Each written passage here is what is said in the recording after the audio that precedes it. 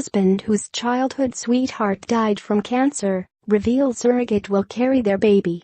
A husband whose wife died 18 months after being diagnosed with cancer has revealed a surrogate will carry the baby they dream of having.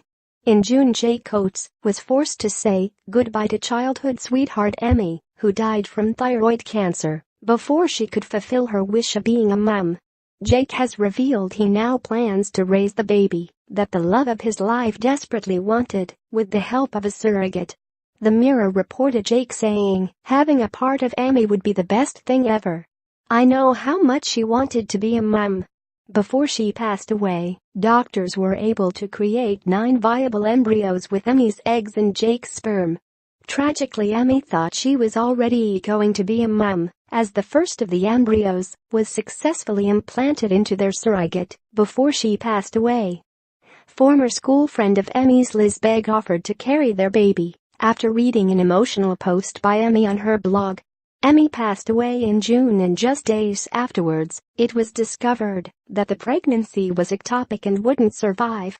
Later this month, another embryo will be implanted in Liz with the hope of Emmy and Jake's baby being realized. Jake, from Monmouth in Wales, said, "I think it gave Liz and I comfort when we discovered the pregnancy was ectopic, that this first little fetus or baby had gone with Emmy and she could bring it up in heaven, if there is a place. I still talk to Emmy every day. I'd like to think she's somewhere, looking down and checking in and listening. And that's why I want to do her so proud." Stunning brunette Emmy, with an infectious smile and sparkle in her eyes, passed away at the age of just 31. Recalling the night before he married terminally ill Emmy in September last year, Jake said he couldn't sleep due to his excitement at getting to marry this girl, the love of my life.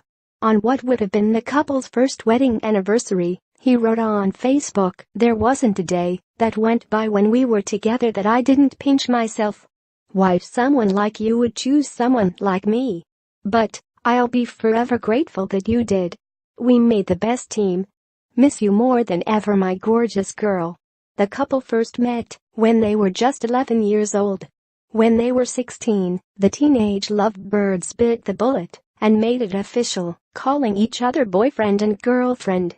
But 3 years later, when it came to go off to university, Jake and Emmy went their separate ways. They stayed in contact, and after 10 years, they rekindled their romance, admitting it had never really dwindled. By this time, Jake was working as a doctor in Australia, while Emmy was a primary school teacher working in London. Despite living almost 10,000 miles apart, the distance was no match for Jake and Emmy. They traveled back and forth and FaceTimed each other every day. By New Year 2016, the besotted couple were planning their future together. In March last year, they had a romantic holiday in the Philippines booked. But just weeks before they were set to meet up in the idyllic location, their lives were shattered, turned upside down. Emmy was diagnosed with thyroid cancer. Her cancer was rare, with only 300 cases in the UK reported over the last 12 years, and she's thought to be one of the youngest ever to be diagnosed. Emmy passed away on June 16 this year, surrounded by her devoted family. Jake is ever at her side.